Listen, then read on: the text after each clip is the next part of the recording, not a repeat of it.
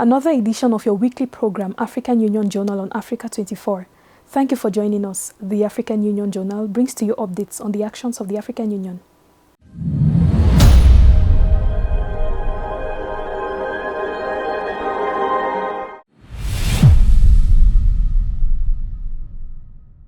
Over $1 trillion in bribes are paid each year in developed and developing countries.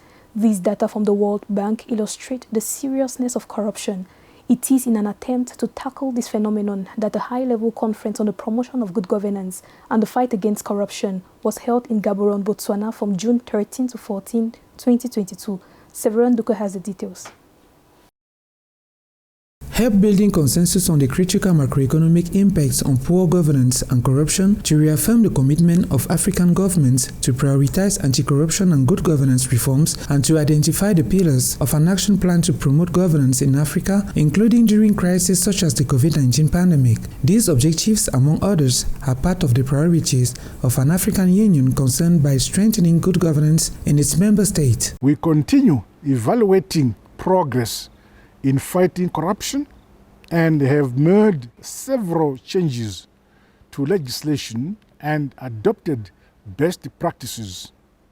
Specifically, the Zimbabwe Anti-Corruption Commission was reconstituted and capacitated to better deliver on its mandate as outlined in our national constitution.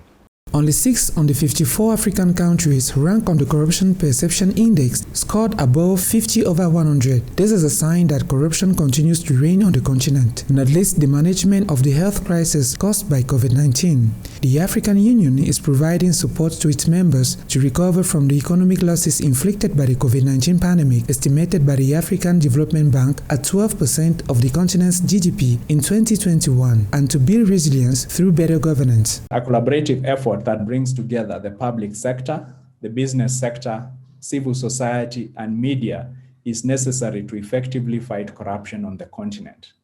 The AUABC is committed to exploring, together with the private sector, modalities for effective engagement in the fight against corruption in Africa, because together we can and we will defeat corruption. According to the United Nations, investing in a relatively corrupt countries can cost up to 20% more than in non-corrupt countries. In the African Union process, digitalization and big data are seen as tools to promote transparency and ethical behavior. These reduce fragility and pave the way for sustainable transformation for Africa. To achieve the Sustainable Development Goals, it is important to tackle corruption. The fight against corruption remains a serious and a complex challenge.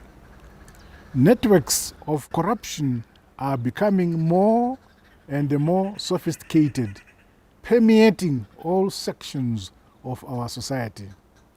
The need to build strong and robust institutions to ensure that all our assets and natural resources benefit the majority rather than line the pockets of a few remains paramount and urgent.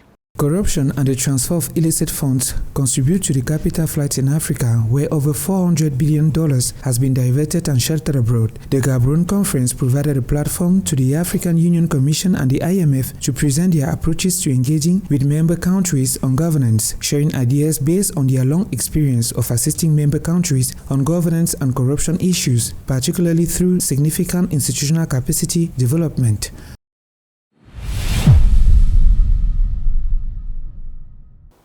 Since 2018, the year of the fight against corruption of the African Union, the continent has made significant progress in limiting the impact of this scourge. The fight against financial fraud in Africa will only be won by eliminating illicit financial flows across the continent, according to the Nouakchott Declaration on the African Anti-Corruption Year. Let's follow this report. Since 2018, the year of the African Union's fight against corruption, the continent has made significant progress in limiting the impact of this scourge. In 2022, 41 countries have ratified the African Union Convention on Preventing and Combating Corruption, and 25 whose commitment against corruption practices has stood out for internal reforms. En conscience du fait que les autorités nationales de lutte contre la corruption des États membres joue un rôle essentiel dans la mise en œuvre des protocoles régionaux de lutte contre la corruption et de la Convention de l'Union africaine sur la prévention et la lutte contre la corruption, la promotion de la synergie et de l'alignement des instruments de lutte contre la corruption est donc essentielle à la réalisation de l'aspiration 3 de l'agenda 2063, à savoir une Afrique de la bonne gouvernance et de l'état de droit. The African Union enshrines the involvement of citizens, especially young people, as a pivot in the fight against corruption for the socio-economic and political transformation of Africa. It is mainly a question of sensitizing the people on the dangers of corruption. En sensibilisant à l'impact négatif de la corruption dans votre communauté, en signalant les cas de corruption dans vos pays respectifs aux agences anticorruption compétentes et en vous engageant à adopter un mode de vie responsable et transparent. To support the fight against corruption at the national level, the Pan-African Organization advocates the establishment of a common African position against this phenomenon. The African Union is moving towards greater involvement in strengthening national anti-corruption agencies and related institutions, a commitment that aims to better respond to the challenges of countries in case of financial prevarication. Cet engagement et cette collaboration iront loin et faciliteront l'élaboration et la mise en œuvre de programmes et de projets conjoints devant favoriser la lutte contre la corruption et réduire ainsi les effets néfastes de la corruption sur le continent pour le bien des citoyens africains. The fight against financial fraud in Africa will only be won by eliminating illicit financial flows across the continent, according to the Nouakchott Declaration on the African Anti-Corruption Year. In October 2022, the African Union is planning discussions around boosting comprehensive legal mechanisms to ensure rapid recovery and restitution of stolen assets for the benefit of member states. Rwanda made concrete its plans to build the first manufacturing plant for messenger RNA vaccines in Africa on June 23, 2022. The Rwandan President Paul Kagame, in the presence of several officials, including the Director General of the World Health Organization and the Chairperson of the African Union Commission, launched the construction works of the factory, which aims to produce vaccines against malaria, tuberculosis, and COVID-19. Severin Duque.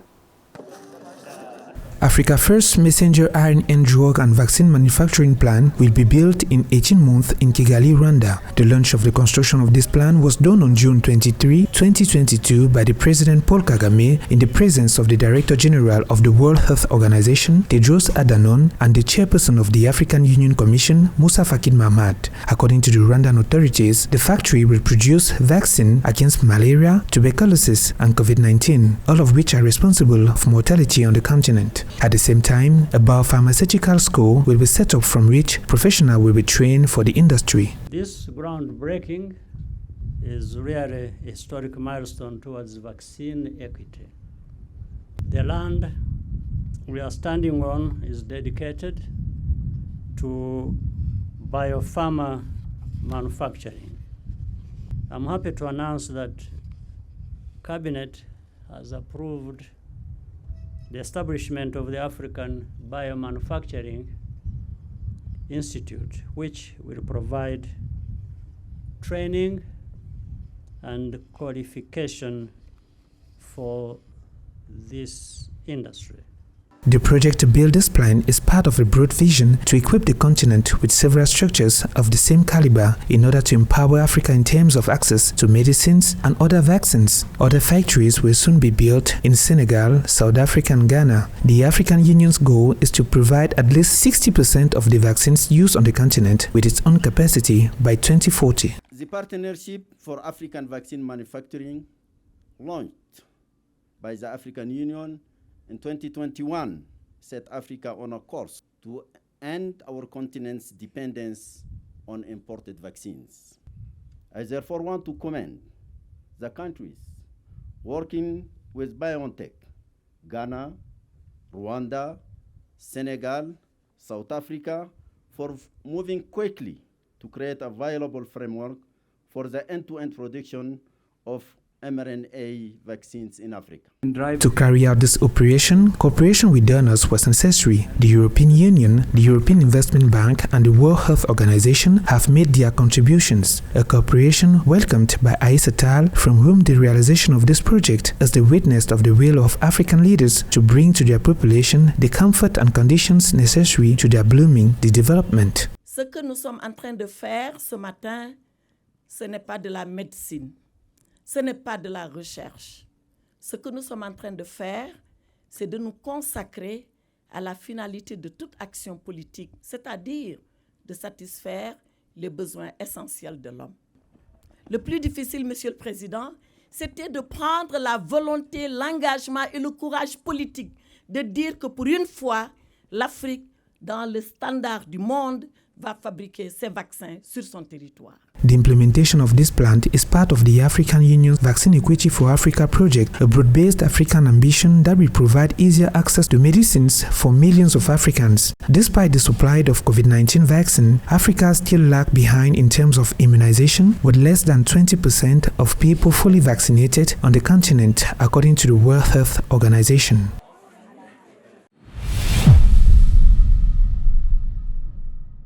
And on the menu of our news in brief for this edition of the African Union Journal, members of the Pan-African Parliament elected the 6th Bureau of the legislative arm of the African Union. And the African Union calls for the opening of an investigation following the tragedy of Melilla in Morocco.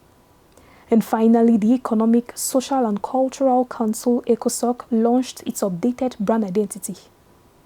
The office of the 6th legislature of the Pan-African Parliament is known. The Zimbabwean Senator Fortune Sharumbira was elected to lead the Pan-African Parliament with 161 out of 203 votes cast during the ordinary session of the Pan-African Parliament of the 5th legislature held from the 27th to the 2nd of July 2022 in Midrand, South Africa. Also elected to be part of the Bureau of the Pan-African Parliament, the Mauritanian Masouda Mohamed Ladaf, who holds the position of First Vice President. Parliamentarian Ashebiri Gayo from Ethiopia was elected Second Vice President. Cape Verdean Lucia Maria Mendes Gonçalves dos Passos was elected Third Vice President, and Gabonese François Ango Tutume as 4th Vice President. The elections for the office of the Pan-African Parliament comes after a stalemate that saw the legislative arm of the African Union fail to choose its leaders due to disagreements over how the elections were to be run last year.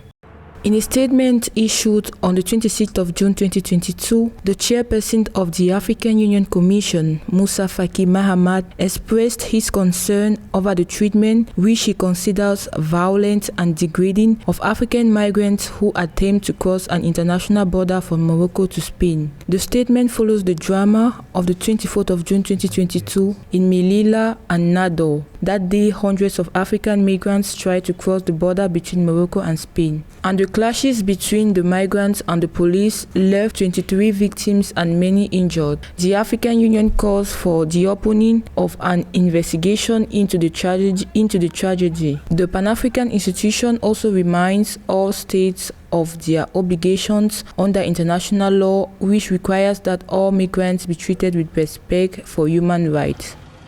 The Economic, Social and Cultural Council presented on the 22nd of June 2022 its new visual and brand identity, which includes a new logo, colors, font and a website. The operation is part of the rebranding of the organs and agencies of the African Union. According to the Department of Public Information and Communication of the African Union Commission, this new visual identity reflects a more modern look and conveys the Economic, Social and Cultural Council commitment to fulfilling its mandate.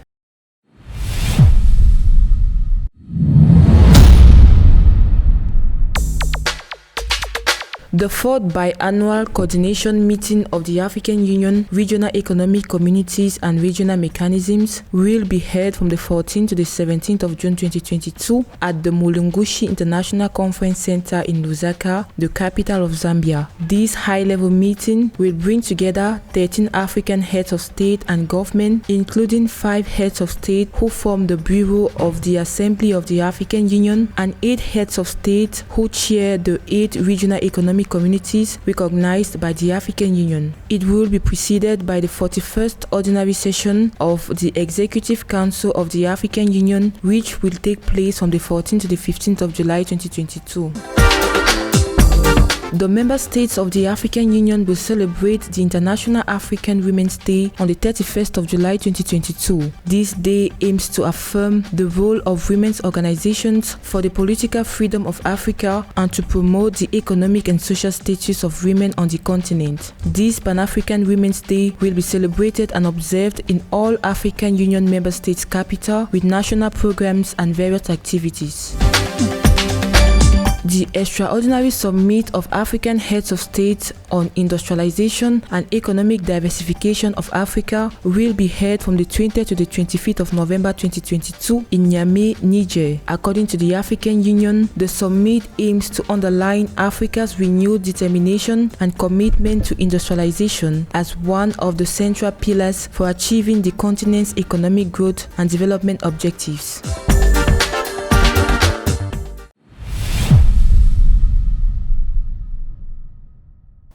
A renowned scholar, university professor, special advisor, Eddy Maloka is today the Director General of the Africa Peer Review Mechanism (APRM), an organ of the African Union responsible for promoting good governance.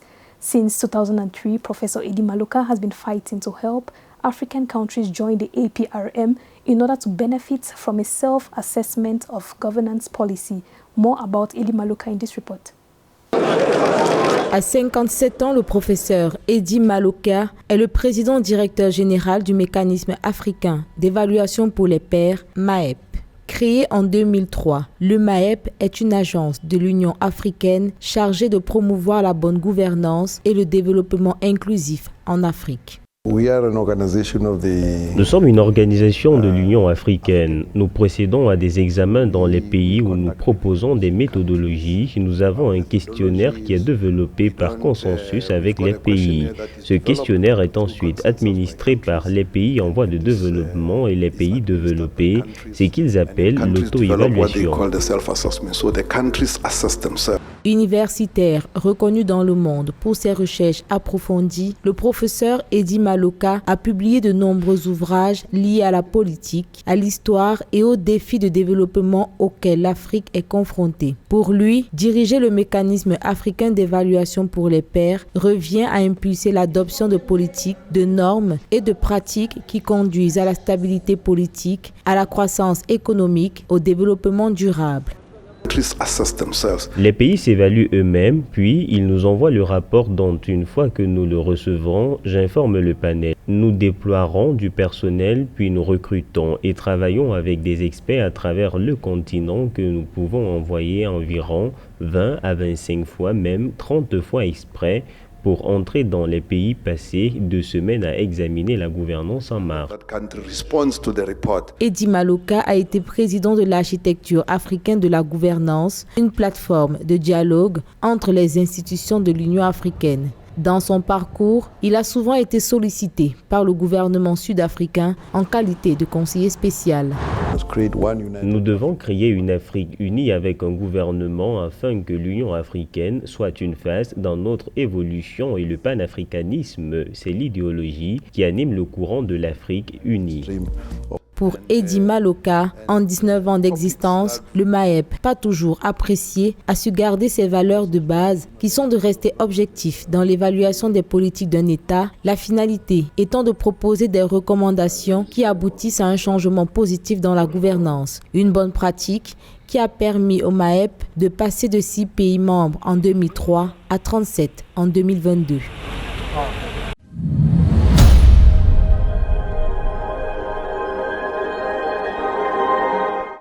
And that was it for this edition of the African Union Journal. We have more news coming up on Africa 24.